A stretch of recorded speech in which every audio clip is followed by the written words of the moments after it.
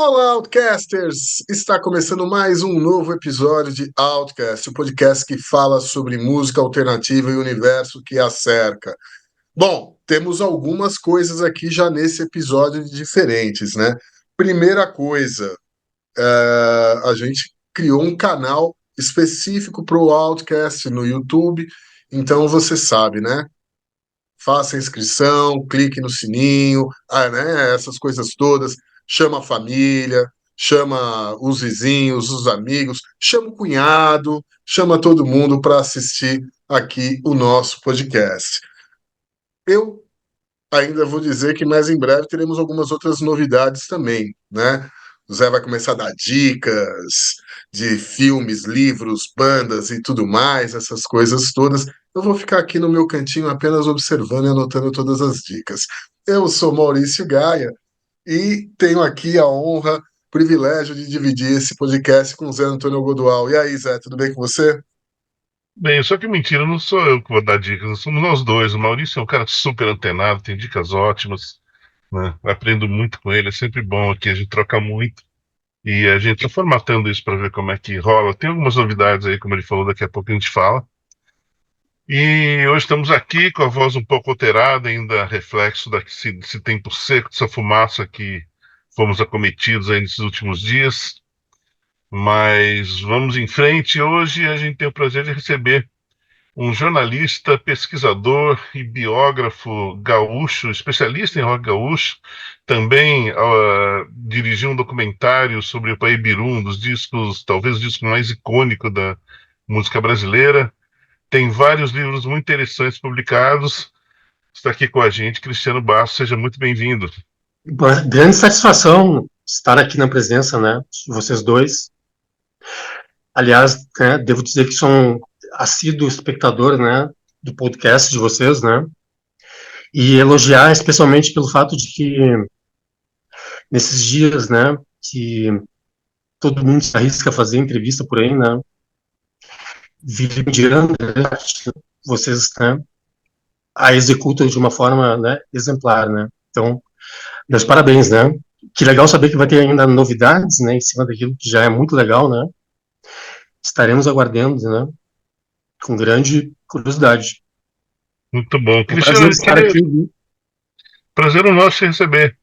Queria começar perguntando, a gente sempre faz uma pergunta básica para todos. Como surgiu seu interesse na música e no jornalismo? Como você misturou tudo isso? Inclusive essas duas coisas que juntas dão muito dinheiro, né? É, Exatamente. Bom, na realidade eu devo dizer, né, que acima de tudo, né, eu não me considero um jornalista musical, né? Eu me considero um jornalista, né? A minha grande paixão, na realidade, é o jornalismo, a arte jornalística, né? Também, né, um tanto quanto é, vilipendiada e também por diversos motivos, né? Bom, mas a minha atuação, né, com o jornalismo, né, também se intersecciona com outras áreas, né, como a política também e o jornalismo cultural, né. O que eu sempre persegui, na realidade, foi a grande reportagem, né. O que hoje também, né, é um gênero jornalístico que já há algum tempo em extinção, né. Hoje em dia encontra, né, ainda menos espaço, né, para que a gente possa aprofundar, né, determinados temas, né, especialmente no que tange a música brasileira, né, e sua riqueza profunda, né. Então, bom, a revista Bis, né, como muitos de nós aqui, né, e o Zé Antônio também como, né, tendo sido um dos artífices disso tudo, né, me inspirou muito, né. Consegui escrever na revista Bis ainda, né, que era um dos sonhos meus de adolescente, né, quando o Ricardo Alexandre foi o editor, né, naquele período, acho que 2005, 2007, né, sim.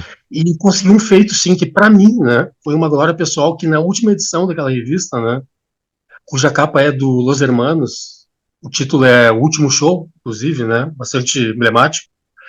Eu fui o jornalista que publicou mais matérias ali, né, tenho 7 reportagens publicadas ali, né, entre sessões e colunas, né? Então, para mim, isso foi, né, algo que me deixou bastante satisfeito, né, de ter conseguido, né, concluir isso, né, até porque acho que essa revista não, né, hoje em dia não teria mais condições de, de novamente ser publicada e estar disponível nas bancas, né. E a partir disso, né, do jornalismo musical, também escrevi na Rolling Stone durante 10 anos, né, fui repórter especial ali, né, e tendo como temas, né, de preferência, só escrevia sobre coisas, né, relacionadas ao Brasil. A partir disso, né, então vieram os livros, né. Sim. E no jornalismo, qual foi a sua grande entrevista? Tem alguma coisa que você lembra com muito carinho, assim? Tem sido marcante para você ali? Entrevista com o Zé Ramalho, né, eu acho que foi uma delas, né, mas teria um motivo especial para isso, né, ter acontecido, né. Bom, em 2007, né, foi publicada, né, na revista a matéria que trouxe à tona, né, o tema do disco Paibiru, né. Sim. Naquele ano estava fazendo 35 anos de lançamento. Então, eu fiz a reportagem intitulada Agreste Psicodélico, né. Já naquela época o Zé Ramalho não falava sobre esse assunto, né. Você sabe, né, que tem aquela lenda Uhum. que é um assunto interdito, né, que ele não gosta de falar e não quer falar, né. Porque na realidade ele tinha uma briga, né, com o Lula Cortes, né, que é o outro autor com quem ele fez o Paibiru, né. E durante toda a apuração dessa reportagem foi um grande desafio saber se ele ia falar ou não, né. Foi publicada na edição da revista que tem a Amy Winehouse na capa, né. E de fato ele não falou, né. Embora tenha sido procurado muitas vezes, né. Nessa reportagem tem o Lailson de Holanda, o Lula Cortes, o Alceu Valença, todo mundo que participou daquela obra discográfica, né, tocando nos estúdios da Rosenblit. Inclusive está fazendo 50 anos agora, né, de sua gravação. É, então, né, mas ele ficou sabendo, óbvio, né, da publicação, né, a reportagem repercutiu bastante, né. Então, na edição seguinte, né, eu contatei e propus a ele, né, queríamos fazer uma entrevista psiquiátrica, né, contigo, nas páginas da Rolling Stone. Mas não seria para falar sobre o Pabiru, não, né, e sim sobre a tua carreira, né. Ele aceitou. Então lá fui eu, né, passei um dia com ele, entrevistando ele o dia inteiro e no final da entrevista, né, fiz aquela pergunta, né, sobre o Pabiru. Aí então ele resolveu responder, né, coisa que ele até então não tinha feito, né, sanando assim a curiosidade de muitas pessoas a respeito, né. Então tem duas explicações, os motivos pelos quais ele não falava sobre esse tema, né. Primeiro que ele falou que era justamente por conta de que na época quando o disco foi gravado, ele tinha 19 anos, o Lula Cortes também, Zé Ramalho paraibano, Lula Cortes recifense. Ninguém na imprensa, né, deu sequer uma nota.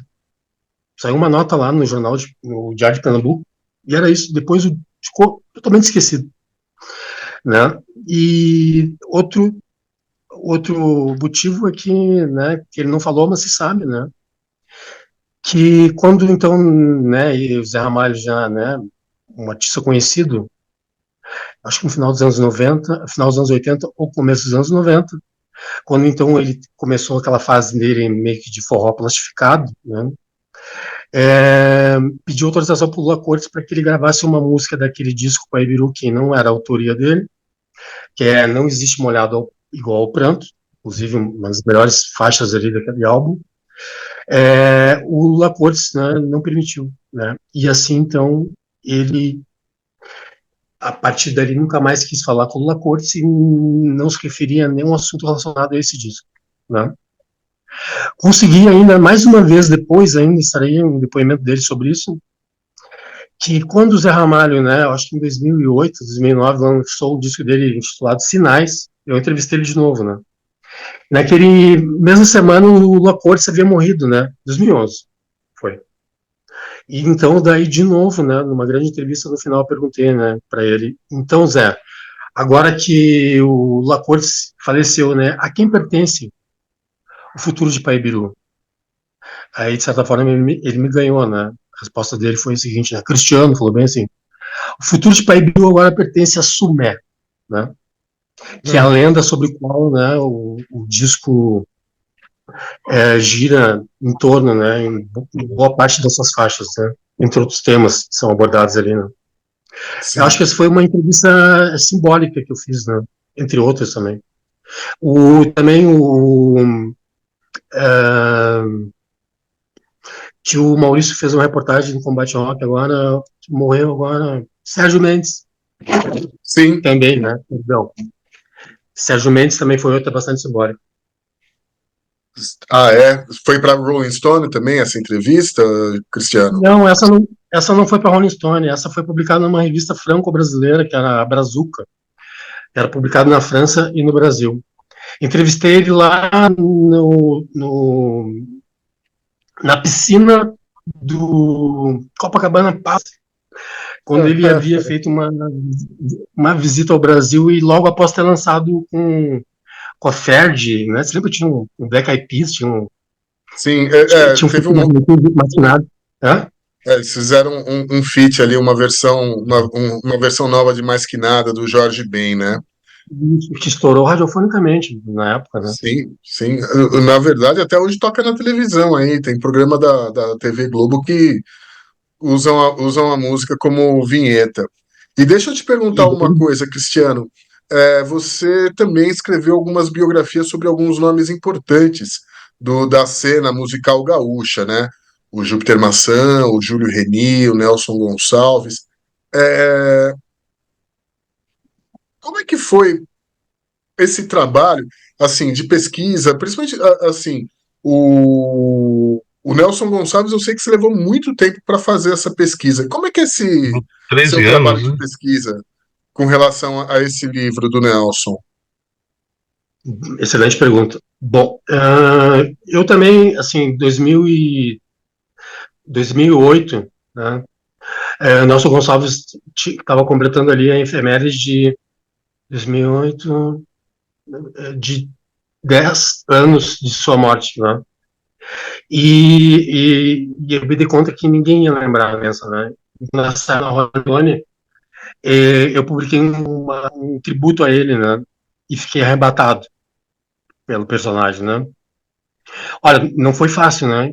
Convencer a revista e seus publishers na época de publicarmos um fio sobre o Nelson Gonçalves, embora toda a história, né, epopeica dele, né, canônica no sentido de um grande artista que, né, da jornada do herói, poderíamos dizer assim, né, que do nada, né, conquista a fama, o sucesso, se torna o maior cantor, né, de várias gerações, né, até antes do advento da bossa nova, né, porque quando o Saudade foi lançado, né, toda aquela a era do rádio, os cantores do Odd Peito, né, foram simplesmente varridos, né, e até hoje permanecem um tanto olvidados na memória desse país, né. Bom, a bossa nova, por sua vez, revolucionou a música brasileira, né, e também mundial, né, mas assim, né, o Nelson Gonçalves, né, até hoje, né, permanece no imaginário popular de muita gente, e, e também até antes do advento do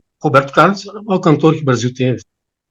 Até hoje, né, os maiores vendedores de discos no Brasil, né, tá lá, é o Roberto Carlos, 120 milhões de cópias, o Nelson Gonçalves, 80 milhões de cópias, uma carreira de 60 anos, foram mais de 1 milhão de discos anualmente, sendo que, né, durante todos os 60 que ele teve o ocaso dele, por conta, né, de seu vício, prisão em relação à cocaína, ele ficou sem gravar, a gravadora lançava apenas sobras, né, que ele tinha muitas músicas gravadas. Eu já vou chegar lá na tua pergunta, Maurício. O maior número de fonogramas também gravado, ele detém, né, Uhum. mais de 2.400.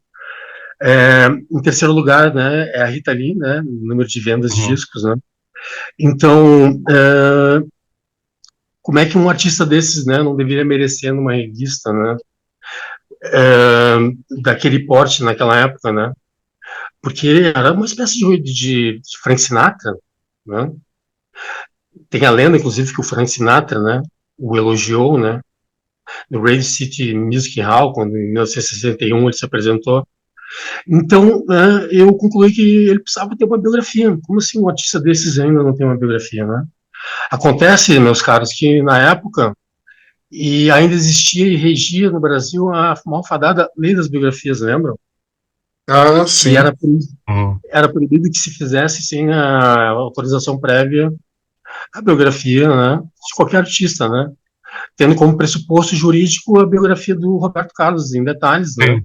Que havia sido proibida, lembra? E que, né, se o autor resolvesse continuar insistindo, tinha uma multa que era gigantesca, né? Depois, né, isso que eu vou dizer tem a ver com tudo isso, porque teve aquele movimento, né, do Procurem Saber, lembra?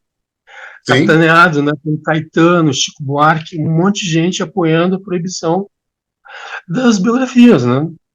Extremamente reacionária, Djavan, né? Paula Lavigne, todo Uhum. esse Liderado por pessoal. a Paula Lavigne, que era a cabeça ali do negócio, né? E esses artistas todos foram, né, junto, né, nessa marcha, digamos assim, né? Hoje em dia eu acho que é um episódio meio vergonhoso, né, no currículo deles, porque isso impede que a gente saiba, né, a respeito da nossa própria história, né?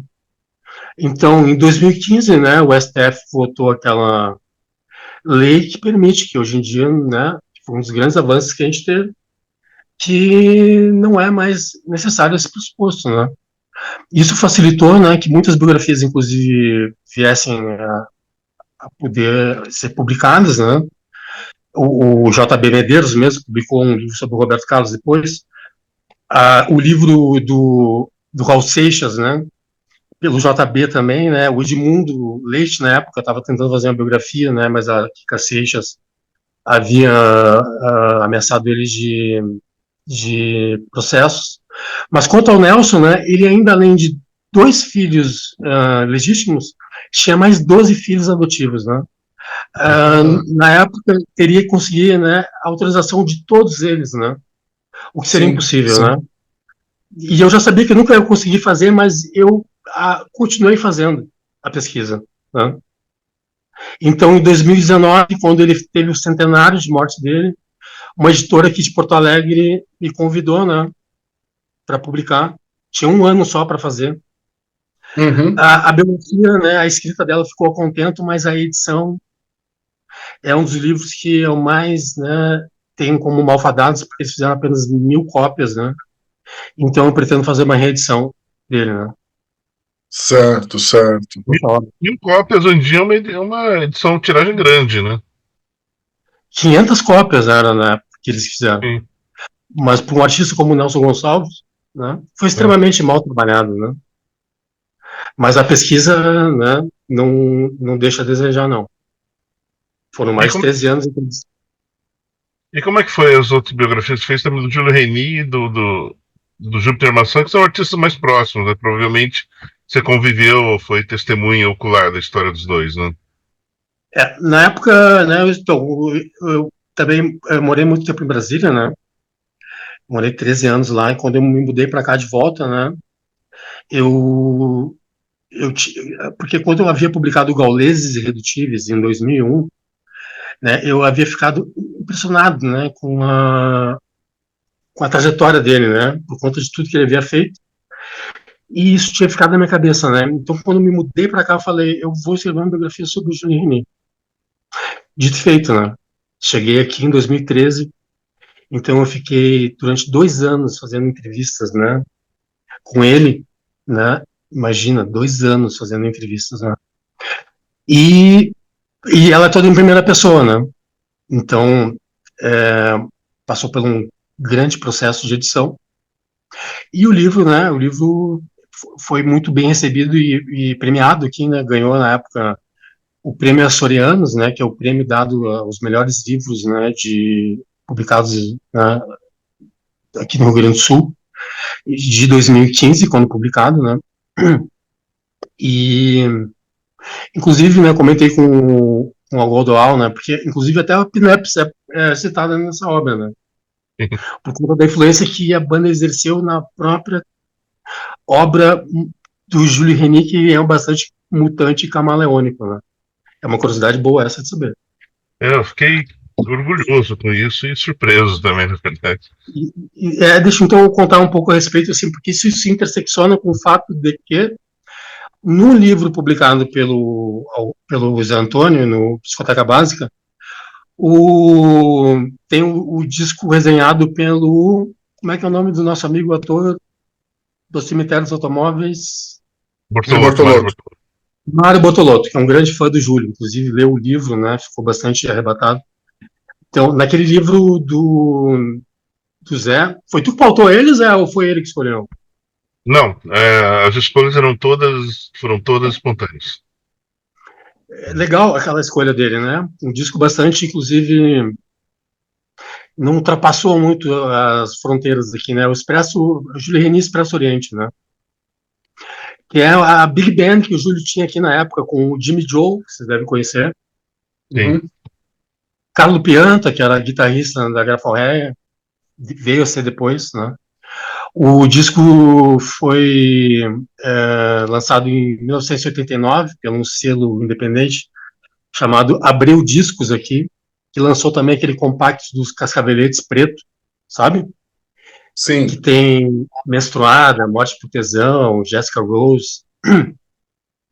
Então, em 92, né, o Júlio Reni dá a fase da Expresso Oriente, que era algo meio latino, new wave, anos 80, nessa pegada assim, né? E por conta, né, de uma certa movimentação de sons, né, digamos assim, de guitar bands na época, isso em 91, 92, e daí ele cita no livro, né, resolve então, né, fazer um outro formato e lança então o Jules Reni Guitar Band, influenciado, né, especialmente em muitas bandas aí de São Paulo, né, e pin-ups, né, no meio. Então a banda era o Frank Jorge, né, na guitarra, o Carlo Pianta no baixo e o Júlio Remy na outra guitarra, né? Não chegaram a gravar discos, mas lançaram mais ou menos umas 8 músicas, né? São grandes clássicos, né? E foi uma fase dele que fez bastante sucesso, né? Mas localmente, né? Né? Mas a gente foi tocar algumas vezes em Porto Alegre, esse é uma loucura, tá? Eu não sei como é hoje em Porto Alegre, mas naquela época era quase uma aventura, por vários motivos tocar em Porto Alegre. Primeiro porque as pessoas eram muito mais animadas que aqui em São Paulo, em todos os sentidos. Então, tipo, você passava uma semana praticamente sem dormir, aí, na Vocês, loucura. vocês tocaram na onde? No Garagem Hermética, no Ó, Ponte Lis? a primeira vez que a gente foi, que foi assim, a gente foi e voltou de ônibus, né, as duas primeiras vezes. Foi até uma história curiosa, que nós fomos, o primeiro show da gente foi no Porto Elis, e depois tinha um segundo show num lugar que eu não vou me lembrar o nome agora, que eu lembro que ficava próximo ao Guaíba, era um lugar meio novo, pelo que eu sei não durou muito, mas a gente ficou uma semana hospedado em uma locadora de vídeo, uma locadora Brasil Vídeo? falida, uma locadora de Brasil? vídeo. Oi? Eu não sei o nome. Com licença um pouquinho. Brasil Vídeo? Então, isso eu não lembro. Eu lembro que ficava atrás do Parque da Redenção. E era assim, uma locadora que estava falida, então tinha os colchões no chão, não tinha TV nem videocassete, só as fitas. E no banheiro, uma mangueirinha ligada na torneira do banheiro, que foi nosso chuveiro durante uma semana. Né? Mas Foi o meu Egisto? Deus. Foi o foi, Egisto que levou você? na verdade, foi o Egisto e o Z. Foi o Z que. O O Zé Z, que era do The Fala, né? Então tu que tocou. ele tinha, que ele tinha uma Tu, outra banda antes.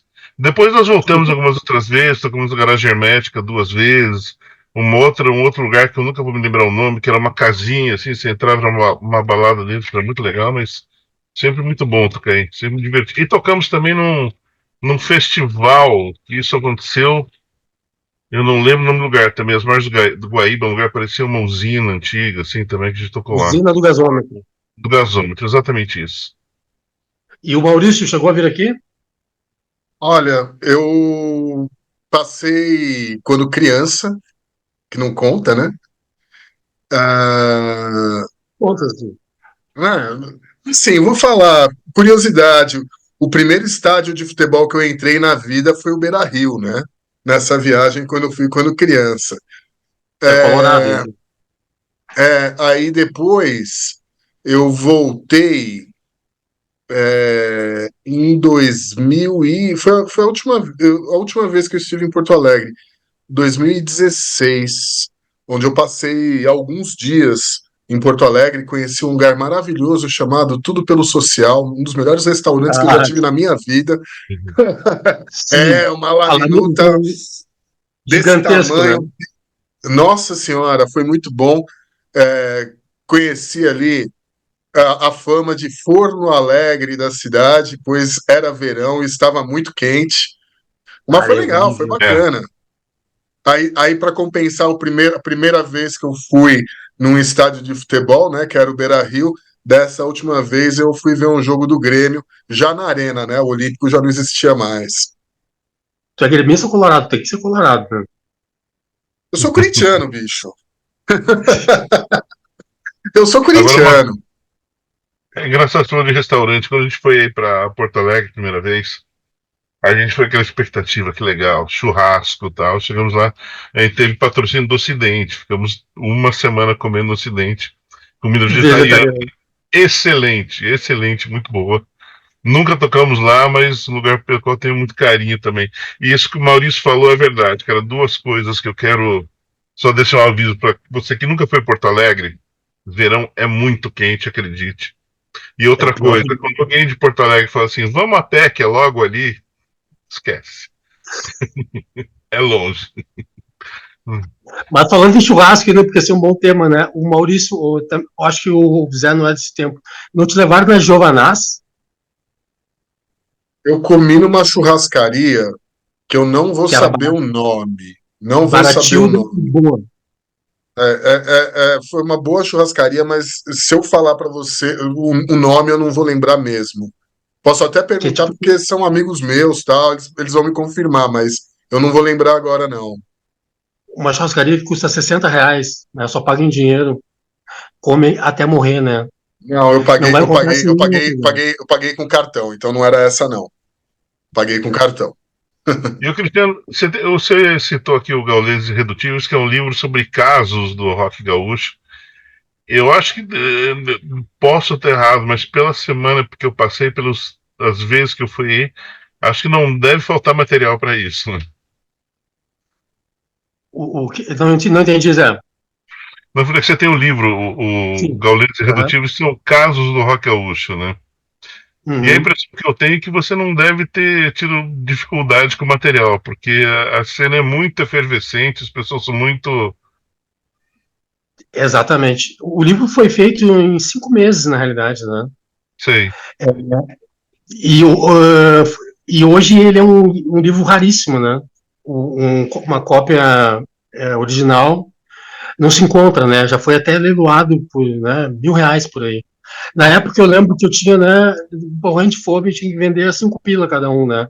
E com o passar do tempo ele foi se fazendo, né? Realmente ele é muito pródigo, né? E tu falou uma coisa que me permite fazer algo subversivo aqui. À vontade, aqui é o campo da Né? subversão. Então tamo junto. Né? Aliás, subversão permitida, né? Subvertiva pelas leis. É, então, tu falou uma coisa que são causas, né? É porque muita gente, né, que implica, né? Porque esse livro aí não é um livro da história do rock gaúcho, mas nunca se Sim, pretendeu. É um livro de causas, né? Ele tem o mesmo formato do Mate, por favor, né? Então, sim. são todos depoimentos, né? Das pessoas em primeira pessoa, né? Dos protagonistas, né? Essa história começa, né? Porque aqui nós temos um marco, né? De quando começa esse tipo de música aqui, né? Que é no ano de 1959, né? A primeira música com as características de uma música rock gravada aqui é pelo muito Roberto Baldalfi, né? Você Onde pode, por favor, disse repetir o nome, porque deu uma buferizada, só a gente saber o nome do grupo. que é um disco intitulado Rock on Big Hits, gravado pelo conjunto de Norberto Baldalfi em 1959, né? E que nesse disco contém, né, a cover de Neil Sedaka de Stupid Cupid, Sim. né? É uma versão instrumental com gaita de Galdério, né? E é o primeiro Que rock bacana. gravado aqui, então, né? E é muito legal, na verdade. Uma coisa que eu acho curiosa, assim, não estou querendo ser reducionista, muito pelo contrário, né? Eu acho que toda cena tem uma multiplicidade de coisas, mas um elemento que é sempre presente no rock gaúcho, sempre tem um elemento de rock sessentista, de psicodelia. Ao que você atribui isso? Olha, outra coisa, né, muito importante que tu tá, né, abordando aí, né? Eu acho que de certa forma aqui não se superou ainda os anos 60, né? É, por exemplo, aqui tu não vai ver, né, tipo, eu digo de uma maneira predominante, né? Muitas quantidade de bandas punk, como tivemos, por exemplo, aí em São Paulo, né? Mas temos uma grande representante, né? Que são os Replicantes, né? O que eu atribuo isso? Eu atribuo isso à fronteira, porque aqui tivemos uma característica, né? A indústria fotográfica uruguaia e argentina, né? Era muito mais desenvolvida à época que a nossa, né? A brasileira. Então, na época eles lançavam, né? Toda a British Invasion, né? Los Kinks, Los Beatles, né? Sim, Todas aquelas bandas, por exemplo, da British Invasion, né? Foi lançada pela indústria fonográfica argentina, né? E uruguaia também, né? Tinha também os Los Shakers aqui, né? Os Shakers, Então, sim. né, na Argentina, no Uruguai, aliás, né? Sim, sim. que alguns integrantes, eu acho que mora aí em São Paulo atualmente, né? Não, o Fatoruso ele morou muito tempo aqui no Brasil, mas ele voltou para Montevidéu. Ah, é? Isso, né? É, ele já Então, tá, mas já tá, atualmente. ele já tá pelo menos por baixo aí uns 20 anos de volta a Montevidéu. Mas então, o acesso, né, dos jovens aqui, né, a esses discos, né, era muito mais direta e fácil, né? Então isso influenciou de fato, né?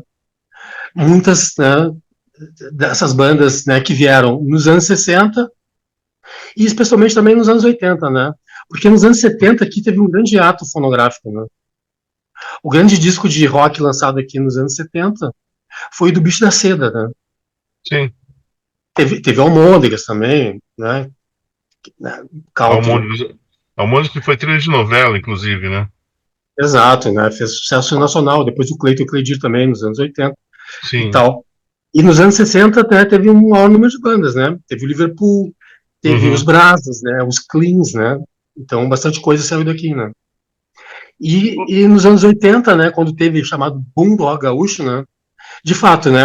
Boa parte daquelas bandas ali tinham como influência os anos 60, mas, né? Com exceção de outras duas que dá para dizer que não exatamente, né? Que é o The Fala Sim. e os Bricantes, né? Que seguiam por outra linha, né? Uma coisa que eu acho interessante, sim, também, que sempre me questiono sobre isso, uma característica do rock gaúcho, que é o seguinte, a produção é muito grande e, de alguma forma, eu não sei se consigo atribuir só à distância física, mas ah, às vezes a gente sabe muito mais do underground da Bahia, de Recife, de Brasília, do Rio, que é mais próximo, do que daí de Porto Alegre. Você acha que o rock gaúcho tem uma característica meio hermética, porque assim, a gente fica sabendo dos grandes, cara, claro, Engenheiros do Havaí, Rosa Tatuada, Bicho da Cesta, essas coisas a gente sabe, mas tem uma cena muito interessante que parece que não sai daí, né? Exato. E parece que é uma explicação também. Bom, né, o livro que eu publiquei recentemente, agora, 100 Grandes Álbuns do Rock Gaúcho, que na verdade é um livro que, né, resenha, mostra e fala sobre mais de 1.000 produções fonográficas desse tipo de música, né, dos anos 50 lá, começando pelo Norberto Baldalfi até hoje, mostra que essa cena, né, ela é bastante ativa e diversificada, né, e por que Sim, isso não acontece? Por conta dessa faca de dois legumes, dá para se dizer que existe aqui, que é essa cultura da autossustentabilidade, né? Por um lado, muitas bandas, até de São Paulo e de outros estados, né, quando vêm aqui, ficam surpresos, né? Ah, isso aqui tinha que, né, se fosse assim também na minha cidade, né, como seria legal, né? Porque aqui tem as rádios tocam, As bandas fazem show pelo interior inteiro, as bandas viram hit. É um mundo totalmente à parte, né? Olha só. Dá para se dizer que o rock é a música por excelência do jovem gaúcho, né? Então, né, essa impressão, né, faz com que muitas bandas se satisfaçam, né, com esse território, né? Aliás, né, tipo, existe até uma carência de selos aqui, né? Os principais lançamentos, né, de bandas aqui são feitos pela Monstro, por exemplo, né? Sim, E é de Goiânia. de Goiânia. Então, né, eles lançam o Júpiter, lançam, né, Valverdes, uma série de lançamentos que eles já fizeram, fazem, e inclusive levam as bandas para tocar nos festivais aí, né, como o Bananada, Sim. o Goiânia Noise, entre outros festivais, né? E muitas vezes, né, as bandas, elas nem se movimentam para isso, né? Elas são levadas, né, pelo braço, né? Então, eu acho que se deve isso ao fato de que, né, não se tome tanto conhecimento, né, fora os festivais dessa movimentação, né? Embora exista de fato, né? Eu acho que vocês devem ter recebido um pacote que a gente enviou aí, né? Porque Sim, o pessoal recebemos. do Space Rave, que completou 30 anos aí, né? Eles nunca pararam, né? Space Rave vai lançar 2 discos esse ano, tem 10 discos já lançados, né? E em volta deles orbita uma série de bandas, né? Que serão legais aqui ser citadas, né? Como Sapo Boi, Planondas, entre muitas outras, né? Se reúnem ali no estúdio Dub, né? Ali é uma espécie de um enclave pirata, né? Da resistência do underground aqui, né? Mas isso que tu falou procede, né? E essa é uma das principais explicações, né? Você E sabe que. Oh, desculpe, pode falar. não pode falar, desculpa, pode falar. Não, ia falar que é engraçado como eu tive consciência disso, não foi nem por uma banda da cena alternativa. Uma vez eu fui aí para cobrir o Planeta Atlântida, quando eu estava na MTV. E eu lembro que assim, a comunidade Ninjitsu tocava na MTV. Tinha clipe na MTV, mas nunca foi uma banda enorme aqui em São Paulo, né? E eu lembro que era um momento que o Skank estava super em alta, mas os headliners foram como foi a comunidade. O Skank tocou antes, assim. E ali eu vi a comoção que essa banda causava nos gaúchos. Eu falei, cara, por que isso acontece só aqui? E daí eu comecei a observar que eram em vários níveis, né, de bandas. E até hoje, Zé. E a Ultraman também, a Ultraman, Bideobaldi. sim. A grande questão e a pergunta que eu faço então para vocês, né? Como é que bandas como Ultraman ou Comunidade, ou até BD, que de certa forma, né, fez um sucesso, entre outras, né, teve a Video Hits também, né, não conseguiram obter, né, um maior sucesso, né? Papas na Ah, língua, mas né? eu acho que aí é um cenário diferente, né? Porque essas bandas, É, de uma certa forma, tiveram uma certa visibilidade aqui em São Paulo, principalmente o BD, mas era um momento que a indústria fonográfica, de um modo geral, estava virando as costas para bandas de rock sim. aqui no Brasil, né? Que é mais ou menos isso. Teve Los Hermanos, beleza, e o resto, né, virou as costas. Mais ou menos isso. Tanto é que, assim, muitas outras bandas, tanto de São Paulo, Rio, ou BH, também ficaram a ver navios nessa história, né? Acho que tem mais Uhum. a ver com essa. Embora tenha essa questão geográfica, que é isso que vocês estão falando, pô, lá no, a gente teve no Inert Brasil, né? O Zé, curador do festival, também sou. Eu não conhecia a Lori F, nunca tinha ouvido falar em Lori É. F. Ah, Mas teve para você ter documentário. ideia, Conheço é, conheço a Laura Finocchiaro. A Laura Finocchiaro conheço lá desde os anos 80. Mas Lori F era um personagem, para mim, completamente desconhecido. Não fazia a não, Pois é. mínima ideia. assim como o Fábio Chaminé, que é pai de um amigo Flávio particular Chaminé nosso, também. pai do Carlinhos, que a gente sabia que era músico, mas não sabia da importância até do documentário, assim, isso. São duas lendas, essas duas que vocês falaram são heróis aqui, né? O Chaminé do Saracura e a Lori da Laura F. Beder, né? Sim, Banda que ela tinha com o Kim Jin depois que acabou o Garotos da Rua, né? Agora, deixa eu te dizer, não sei se o Zé ainda estava na época na MTV, mas um dos produtos relacionados ao rock gaúcho que maior vendagem teve historicamente inclusive no Brasil, foi aquele acústico MTV Bandas Gaúchas. Teve Quem? envolvido? Lembro disso. Tava lá, não me envolvi no projeto, mas estava na MTV, eu lembro disso. Até hoje é uma coisa que é tida como que mais vendeu, né? Sim.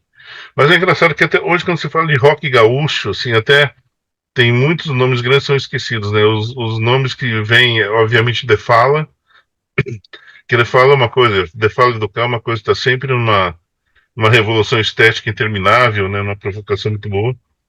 E Cachorro Grande, que acho que hoje em dia é o grande nome do rock gaúcho aqui, né? Exato. The Fala está fazendo 40 anos, inclusive, uma boa entrevista para vocês fazerem aí. Sim, Eles estão Sim, comemorando aqui, sim. né? sim. Agora, falou rock gaúcho, né? Vocês sabem qual é a origem desse termo aí? Na realidade, foi cunhado pelo nosso grande Malcolm McLaren, né? Ah, é? Pelo Gordo Miranda, que inventou Sei. isso. Esse Ah, monstrinho. Ah, o Miranda. Miranda é um querido, né, cara? Miranda é uma figura ímpar, figura importantíssima de não do rock música, gaúcho, mas da música brasileira, de maneira geral, da né, música cara? brasileira. E uma das E pessoas ele mais gente boa, mais generosa que conheci, cara. Eu sempre falo. Miranda de altruísta, né? vinil, né? Um verdadeiro altruísta. Então, lembra da revista General? Durou Lembro, pouco, né? claro, Ele tinha uma do coluna ali, Pratieri, né? É. Então ali ele tem uma coluna nessa revista que é assinada, que o título é O Ano de Orwell, né? Que é sim, 1984, né? Que ele diz ali que foi quando então eu criei essa terminologia chamada rock gaúcho. Por quê? Porque no ano de 84, né? Quando ainda não havia ocorrido o tal do boom do rock gaúcho, veio ocorrer apenas em 86 com o lançamento daquele Rock Grande do Sul, né? sim, Sim. coletânea. A cena aqui, né? Ele percebeu que, né?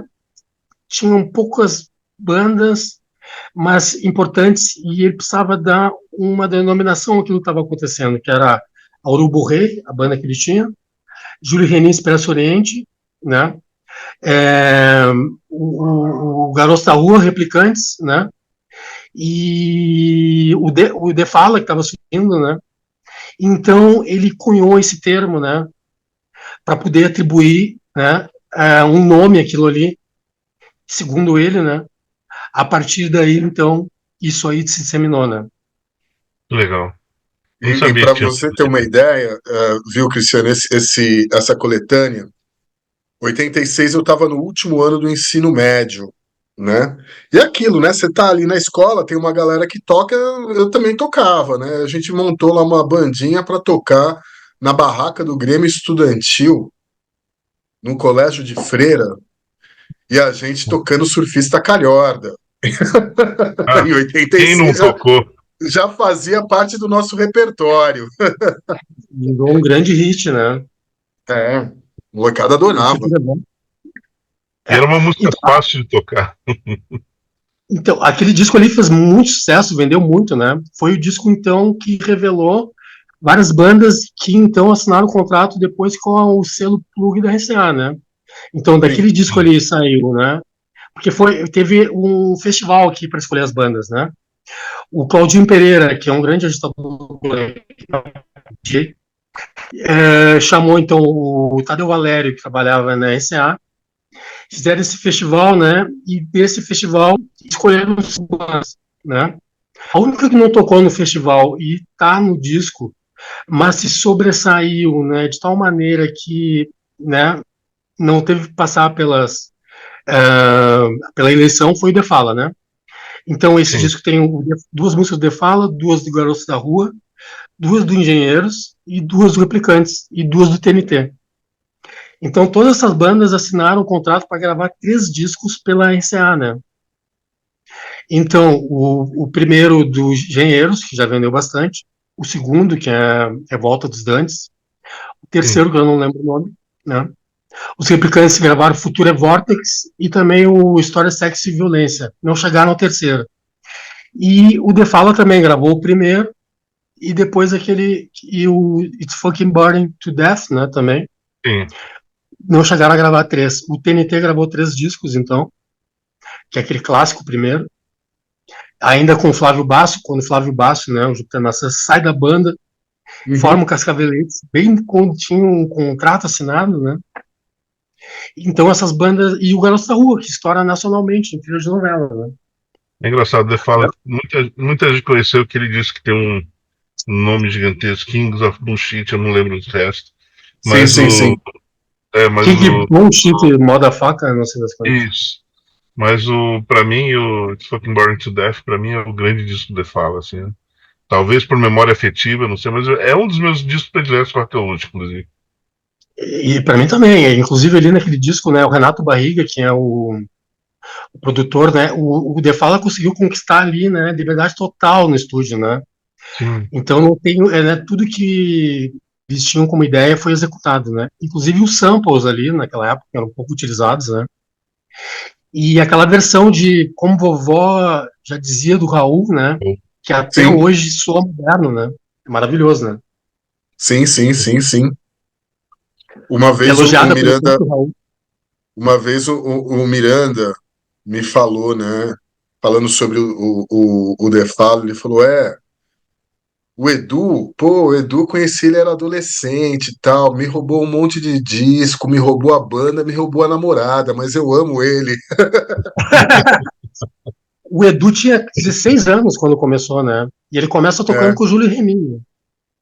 E ele então faz as bases de guitarra para duas músicas que são os primeiros tidos como hits do rock do Rio Grande do Sul, que é Não Chores Lola e Amor e Sim. Morte, né? E aí uhum. começa essa trajetória dele. E, Cristiano, eu queria falar um pouquinho desse livro, 100 Grandes Álbuns do Rock Gaúcho, né? Primeiro, como é que vocês chegaram nisso? Foi uma curadoria, né? Eu vi ali, vocês convidaram 100 curadores, é isso? Na época, né, tu deveria ter chamado, vocês deveriam os dois serem chamados para serem curadores, né? Então, muita gente até hoje não entende, acha que foram escolhas minhas, né?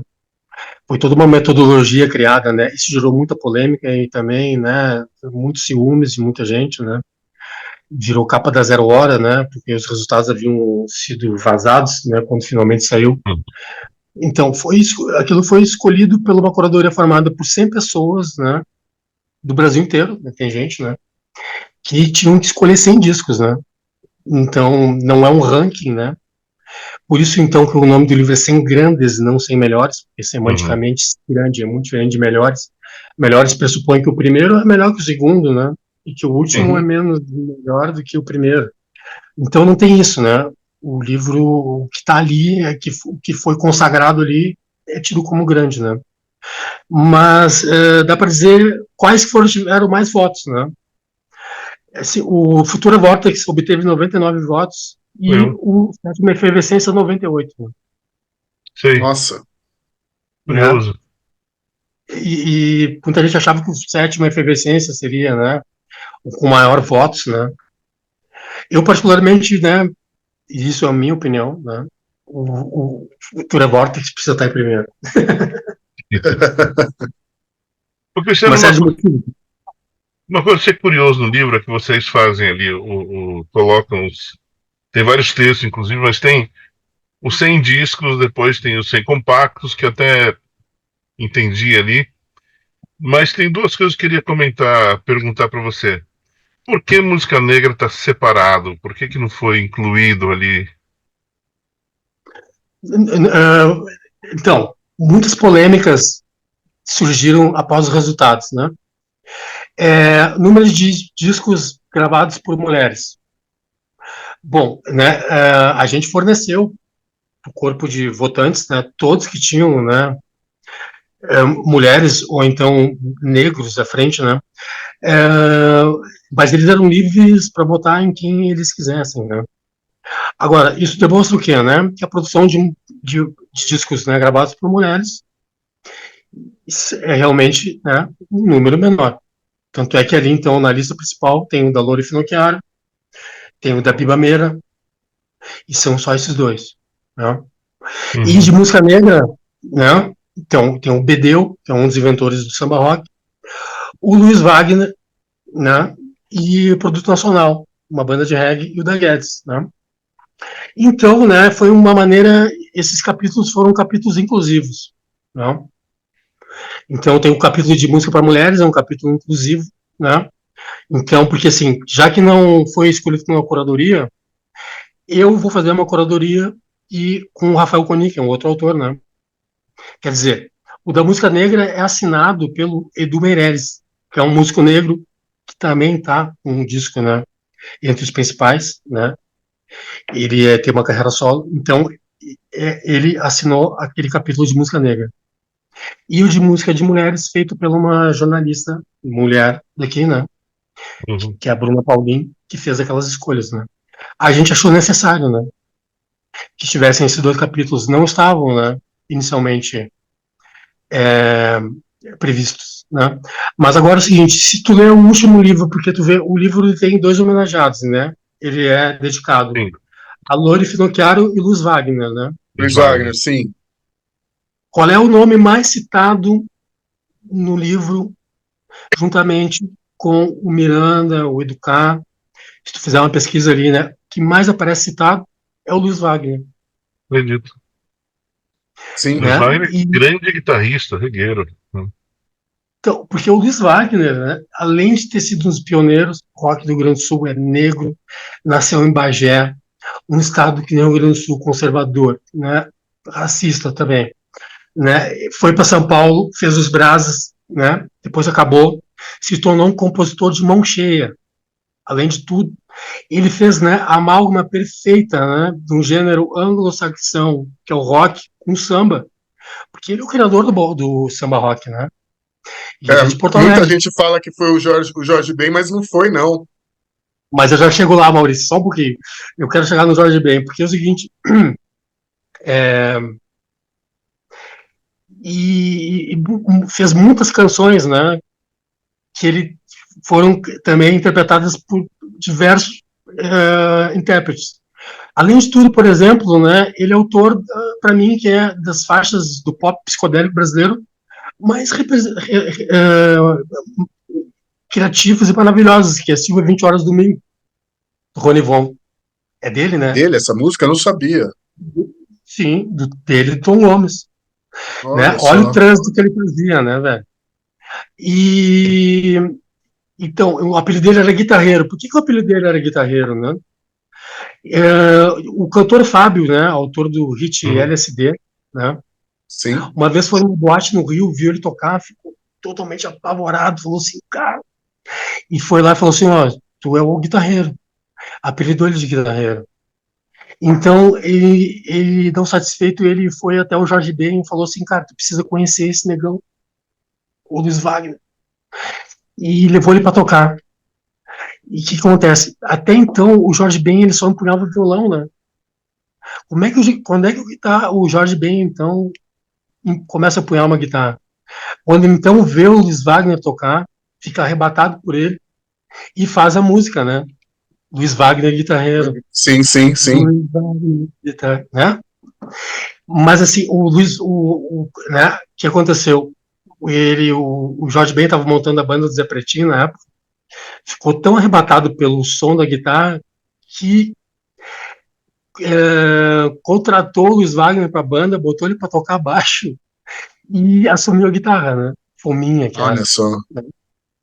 Então tem essa história, né? E o Luiz Wagner, além de tudo, No né? África Brasil, o Jorge já. No África Brasil, que a banda que era Admiral Jorge Quinto, ele já tocava guitarra. O baixista era o Dade Carvalho, né? O álbum seguinte, que é a banda do Zé Pretinho, né? Mas Aqui tem o gravado Luiz Wagner guitarreiro, é aquele que tem um cachorro branco, um husky se virando. sim, sim, sim. Que disco Mas é esse? é depois do África Brasil. O África Brasil é o álbum da transição dele para do violão para guitarra, que ele já tá ali meio com um fuzz no pedal ali em Zumbi, tem um Babaraúma, tem ah, a música do Camisa 10H e tudo mais. Ali ele já tá. Um álbum que ele toca guitarra o álbum inteiro.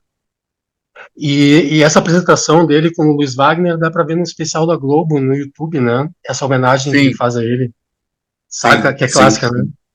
Então, só para terminar, porque é muito importante a gente falar justamente sobre o Luiz Wagner, que é um artista negro num disco chamado 100 Grandes Álbuns Rock Gaúcho, que é um gênero, né, feito especialmente por gente branca, na classe média, né.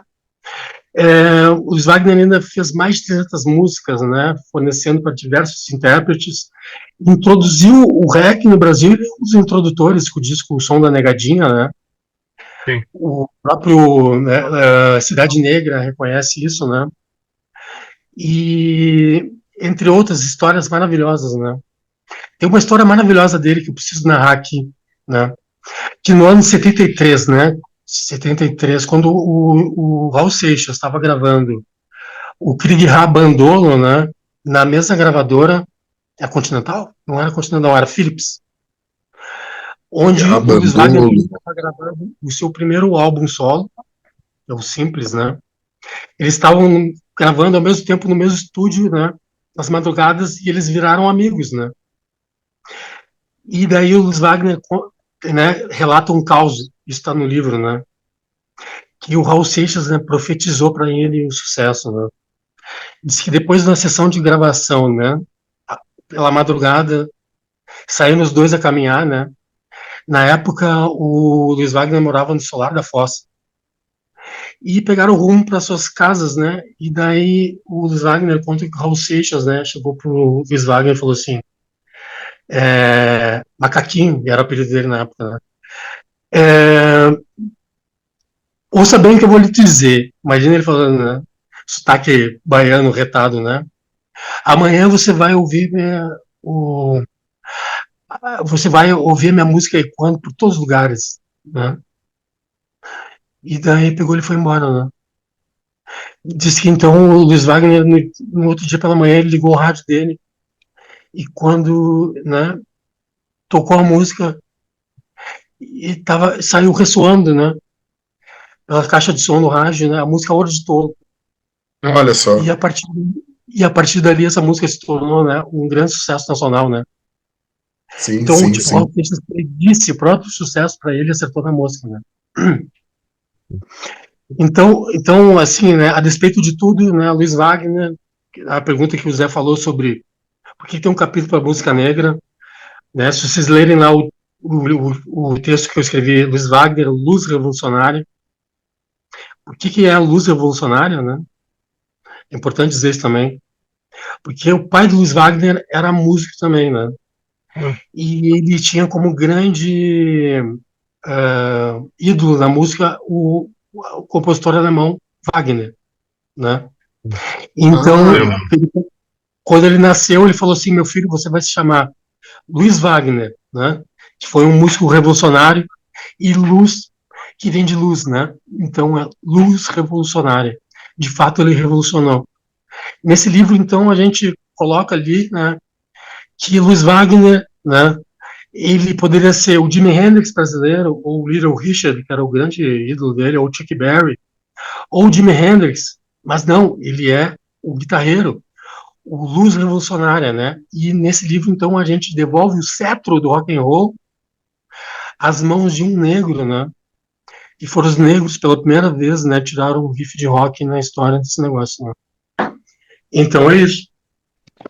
Tinha uma outra pergunta aqui também, que tem uma outra seção de discos ao concurso, e ali tem Elis Regina. Elis Regina numa lista de discos de rock?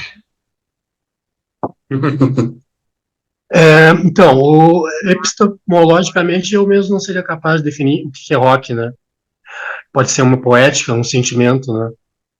Se for por isso, para mim, o maior rocker de todos, o hip hop do Brasil, digamos assim, né? É o Nelson Gonçalves, né?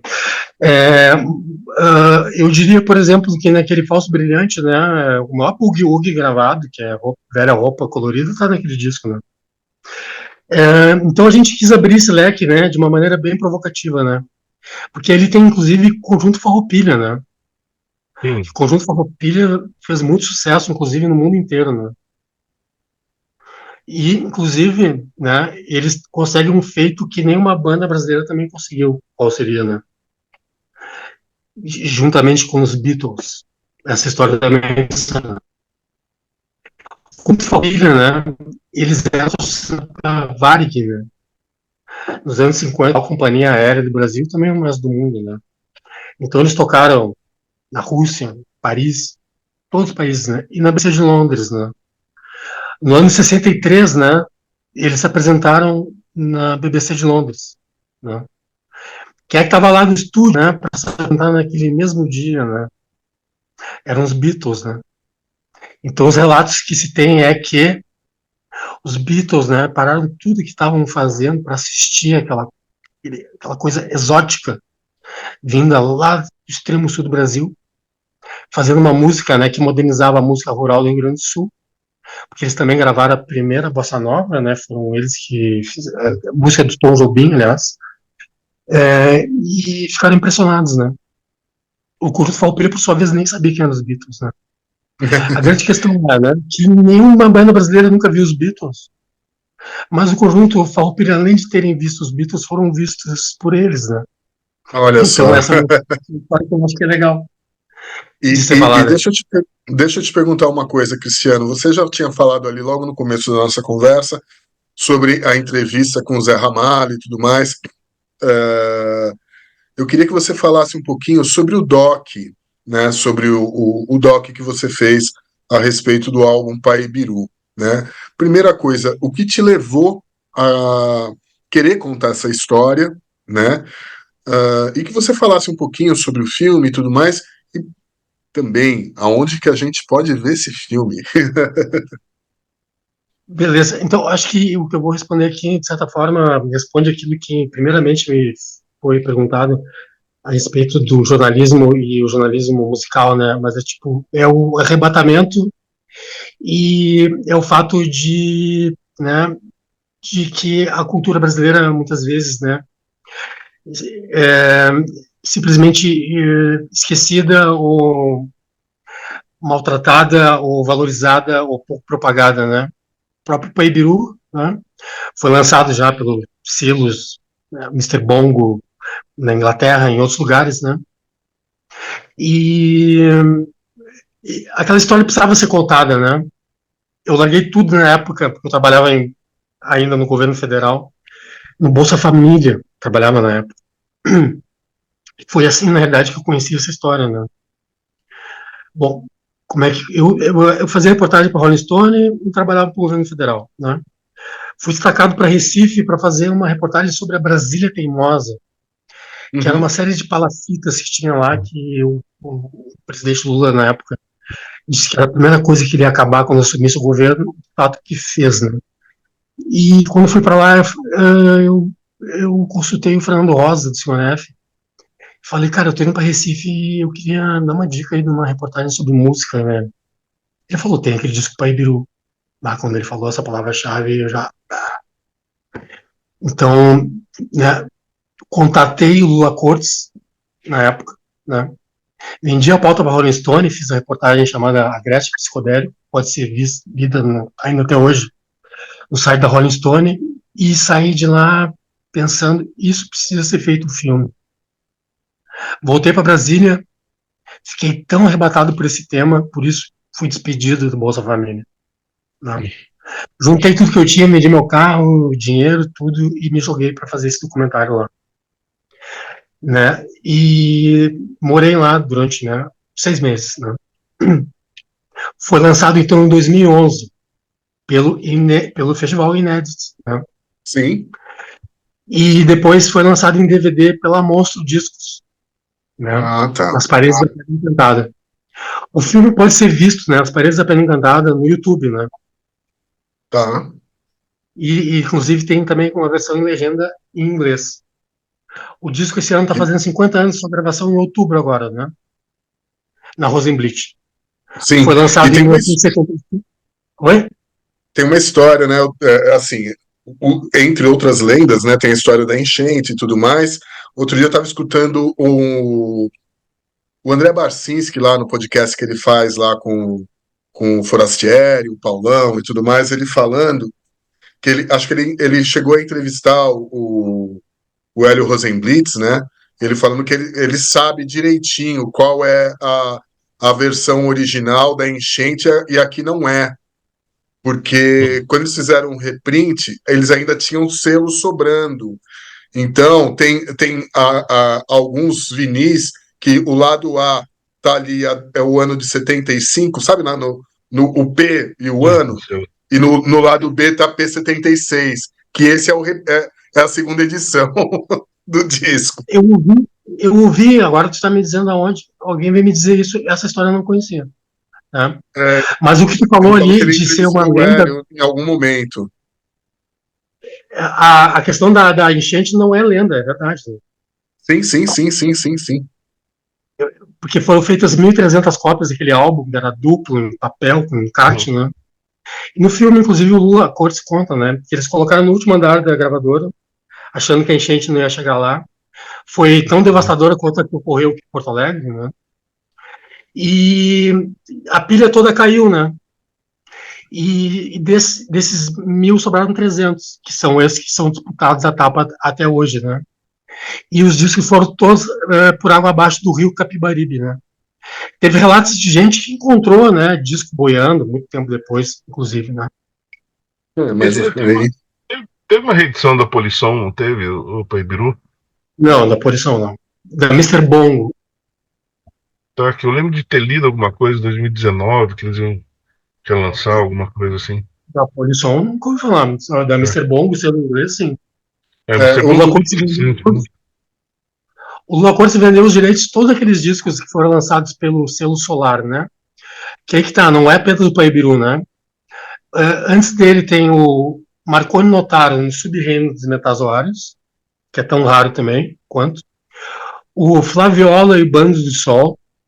Sim. E o Sattva, que é maravilhoso, né? Foi gravado com o Lula Cortes e o Laílson de Holanda, que é um disco com cor magenta, assim, né? Lançado em 74. Né? O Lula Cortes era um gênio, né? E é um cara que foi um pioneiro da música independente no Brasil também, né? Sim. Ele morreu com quantos anos, Cristiano? 61 anos. 61 anos. Jovem, ainda jovem. Um dos maiores sonhos que ele tinha em 2011, ele morreu de câncer na garganta, né? Estava acompanhando, inclusive, o Alceu Valença na turnê Disco Vivo, na época, tocando tricorde.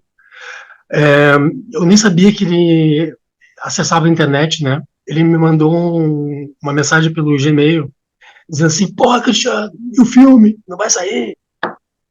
E o filme, então, um mês depois, ele saiu, né? E ele não chegou a ver. Mas, assim, se eu não corresse toda a aventura de fazer o filme, ter ido pra lá, vendido tudo e não sei o que, esse registro não teria existido, né? Entendi. Eu fui até dar uma pesquisada e vi que tem sim na Polição, viu? Tem uma gravadora alemã também chamada Shadox Music. Shadox. E teve a edição de 2019 com... Mas a Shadox, que eu não me engano, é pirata. Que eles lançaram, inclusive, o do Liverpool. Mas da Polição teve mesmo naquela série discos clássicos de vinil. Loucura. Tem a ver com o Charles Gavin, isso? Pode ser que sim. Mas é muito curioso, né, como esses discos não são reeditados, né? Isso me incomoda muito, assim, o Paibiru, Clube da Esquina é outro, que é um disco muito falado, como é que não ganha uma edição, né? Falta e ainda Clube da Esquina é um negócio relativamente simples, né? Porque, enfim, tem uma major, tem uma gravadora, as pessoas estão aí, dá para negociar e tudo mais, né? Exatamente. E, Cristiano, o que você atribui essa... Você acha que é só o fato dele ser um disco raro, ou por que o Paibiru é tão cultuado, tão procurado, tão desejado? O motivo pelo qual ele é tão cultuado, especialmente fora do país, e para isso tem alguns exemplos muito fortes disso, é o fato de que a psicodelia, né, o tipo de música, né, ali premida e obtida por aqueles caras, que o mais impressionante, então, que é aos 19 anos, é um tipo de música, né, que, embora possa ser chamada de psicodélica, jamais conseguiria ser obtida em outro lugar do mundo que não fosse apenas no Brasil, né? Então, assim, não é um disco que tu vai ver com influências, sei lá, de Pink Floyd ou de coisas, né, do rock progressivo ou psicodélico mais clássico, né? Porque aquele disco, ele é todo gira em torno da lenda de Sumé, né? E a sonoridade pernambucana da época, né? Então isso, né, derrete a cabeça de quem é fora daqui, né? Sim. Originalmente, né, tem 4 lados, né? Terra, água, fogo e ar, né? Inclusive a maior peça de fuzz guitar gravada para mim na história da música brasileira, uma das é a Raga dos Raios, né? Que ela tá na parte fogo desse disco, né? Então, esse disco ele fala sobre uma série de coisas, né? A lenda de Sumé, a Pedra do Ingá, aquelas inscrições nunca decifradas que estão ali, né? A cultura indígena local, né? Da divisa de Recife com a Paraíba, né? E o disco original tem textos ali, né? Maravilhosos também, né? Uma das coisas mais impressionantes também para mim é o fato de que eles conceberam tudo isso aos 19 anos. Né? 19 anos. É. Isso é muito Já legal. era bom. Já era bom. É. E tem mais de 30 pessoas tocando ali, né? Tu falou do Hélio Rosenblit ali, né? Então, o Lula Cortes, por conta dos discos que ele havia gravado antes, pelo Selo Solar, que foram também lançados pela Rosenblit, né? Que eram muito bem feitos e acabados. O Sátiva, o Marconi Notaro, o Flaviola, Bando Sol, ganhou a confiança do Hélio Rosenblit, que deu liberdade para que eles fizessem aquilo, né? Aquela coisa ousada que é o Paibiru, né? Uhum. Eu conheço 2 caras, um deles é o Léo Kartz, ele é um russo, mora em São Petersburgo, colecionador de discos, o cara tem, assim, ó, milhões de discos, né?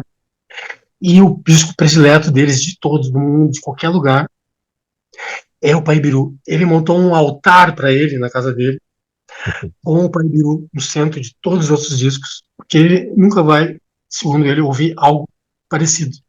Então ele tem, né, ele tem um conjunto russo que ele toca o do Paibiru, né? Segundo a visão dele, né? É um Sim, negócio sim. muito louco para ele. E ele consegue. O outro é um cara lá nos Estados Unidos, da Pensilvânia, que ele conseguiu comprar. Esses 2 têm discos originais, Paibiru. Pagaram uma fortuna, né? Como é que é o nome dele? Agora eu não vou lembrar. Mas ele ficou tão obcecado, né? Que ele me contatou, comprou 10, né, exemplares do DVD do filme, distribuiu para amigos dele, em tudo que é lugar, né? E, e me contratou para intermediar para que ele comprasse pinturas feitas pelo Lula Cortes, né? Muito legal. Os 2 se arrebataram de uma forma, né? E também tem um outro norte-americano que fez uma banda só para tocar as músicas desse Sátiva. Esses 2 americanos cotejaram o som do Paibiru a algo que para eles, né, remeteram ao que Velvet Underground. Uau! Ao que o Velvet conseguiu, né? A Sim. referência para eles é isso, né? E eu tinha, né, pensado também que, pô, o Velvet Underground tem um ponto de ligação com o estúdio, né? E de fato, né, para esses 2 americanos, né? Ele, inclusive, escreveu um texto sobre isso, né? Tem a ver, né? Então, isso é o fato de que lá fora, né, é, impressiona muito essas pessoas, né? No Brasil, eu diria que continua sendo bastante underground. Sim. Desconhecido, né? Esse disco. Se tá E eu desconhecido. acredito que a efeméride de 50 anos agora vai passar batida. É. Não deixarei. Legal. Não deixaremos. Eu É. tenho mais 2 perguntas. Você tem mais alguma, Maurício, que queria. Não, não, pode fazer, Zé. A primeira é o seguinte, Cristiano, a gente vê aqui, a sua produção é uma coisa gigantesca, né? Você fez muita coisa. Você tem algum plano futuro, alguma coisa em mente que esteja produzindo agora? Então, agora eu e o Márcio Júnior, da banda Mechanics, que também tem o Sim. selo M-Mart lá em Goiânia, né? E o Gabriel Renner, temos feito uma biografia em quadrinhos, baseado na minha biografia, intitulada Metralha, né? Minha biografia em quadrinhos sobre a história do Nelson Gonçalves, né? E venho fazendo também, né, com o Ron Silistre, que é da Dan Laser Vampires. Já ouviram? Já. É, o próximo é porque ele também é autor de uma graphic novel que é a é, é, Guitar Days. Já ouviu essa graphic novel? Não. Não. Foi lançada pela Draco, né? Agora, então, ele está finalizando um livro ilustrado chamado Cabeça de Coisa, né? Que é algo, né, muito interessante, né? E a gente está trabalhando junto nisso, né? E já estou, né, pensando no próximo livro, mas vai ser algo relacionado à presença dos gatos, dos felinos, né? Hum. Na cultura pop, né, mundial, algo nesse sentido, né? Agora, quem está produzindo bastante, né? E acho que vocês receberam o pacote que a gente enviou para vocês, hein? Sim. Com discos, né? O Space Rave, Sim. a Space Rave está para lançar 2 discos agora, né? E enviaremos para vocês também, né? Fauna e Flora, né? Legal. Space Jam é uma banda de amigos muito queridos. A gente tocou junto aí nas vezes que a gente foi pra ir também. O Eduardo Norman é muito ativo, né? Ele é muito ativo, muito, muito querido também. Uma boa sugestão de entrevista também. Sim.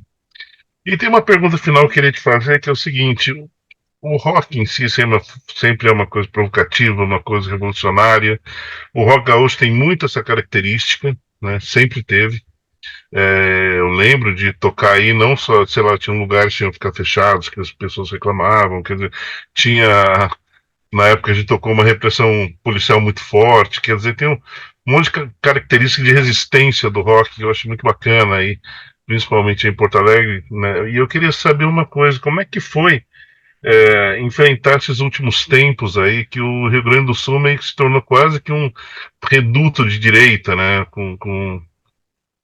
Foi uma coisa muito pesada, assim. Eu achei muito triste ver isso. Ficava imaginando como os amigos que eu conheço aí que são mais progressistas passaram por isso. Então, como é que foi, tá sendo enfrentar tudo isso por aí? Cara, é um negócio terrível, né? Especialmente em Porto Alegre, onde a gente teve, por exemplo, né, durante 16 anos, né, sob a administração do PT e também o governo Livre Dutra, o orçamento participativo, né? Porto Alegre, né, durante teve essa guinada também à direita, né? E o estado do Rio Grande do Sul, né, também, né, a despeito, né, de que historicamente a gente teve aqui, né, o Brizola, né, e tudo aquilo que ocorreu lá, né, com a resistência naquela época, né, é, esse tipo de música, né, assim, temos um foco de resistência também forte, né, nos Replicantes, né, que Sim. lançou um disco Liberta, né, com a Julia Bart nos vocais, né, que brada contra tudo isso, né, e várias bandas, né, mas infelizmente eu acho que, né, a linguagem do rock não tem se feito ouvir, né, como em outros tempos, né, se faria em relação a um protesto, né, contra, né, o governo, né, que a gente teve aí, né, do Bolsonaro, né, que aqui o Rio Grande do Sul ajudou a eleger, né. É triste dizer isso, né, porque o Rio Grande do Sul é um estado mais, um dos mais bolsonaristas, né, É, muito por conta do agronegócio, né. Mas acho que Santa Catarina ainda ganha, né, e Paraná também, né. Mas É, assim, né, mas existe uma resistência muito forte aqui, né, e muita gente trabalhando contra isso aqui. legal, muito bom. legal, Bom saber que bacana. tem. É, importante. Bom, Cristiano, eu queria agradecer demais a sua presença aqui no Outcast. Foi um papo muito enriquecedor. Desligando aqui, já vou correr para ver o doc. Eu ouvi o disco também, que é bom, né? Cara, E, é uma. e assim, tendo novidades, pode falar aí com a gente que vai ser um prazer. Gente. E os livros seus são, infelizmente, esgotados todos, né? Sim, né? Mas já penso em fazer reedições, né? O pessoal que É, quiser me encontrar pode me achar lá no Instagram, né? Cristiano Zuboski Bastos, é, ou então pelo meu WhatsApp, não sei se eu posso deixar aqui. Pode, claro. não, Sim. não, Oi? você que sabe. 51982986277, 51982986277, né? Qualquer pessoa que me procurar, eu posso falar a respeito de tudo isso, né? E eu que tenho muito a agradecer, né? Especialmente pela audiência, né, qualificada aqui de vocês, né? Depois quero saber a opinião também sobre o filme, né? O que vocês acharam, né? E das novidades também, né? Sigo aqui sendo, né, um espectador assíduo de vocês. Sempre Só para também. comentar, eu dei uma corrida aqui no estante virtual. O Gauleses Irresistíveis encontra-se de 299 até R$ 469,90. Eu tenho um e-book de venda, né? Não, eu peguei aqui Sim, mas eu tenho um cópia e-book. física, cópia física. Sim, sim, não, sim. Cópia física nem eu mesmo tenho. Mas o e-book eu tenho livros, né? Então pode me procurar Ah, por que esse bom. contato, né? E tu me chama no WhatsApp ali que eu te consigo esses livros todos, né, digitais. Ah, maravilha. Beleza. Cristiano, muito obrigado mais uma vez, né? E é E isso, queria agradecer a presença é do isso. Cristiano. Obrigado, Maurício. E fiquem ligados que tem novidades por aí, né, Maurício? Exatamente, exatamente. Um grande abraço, um grande beijo a todos.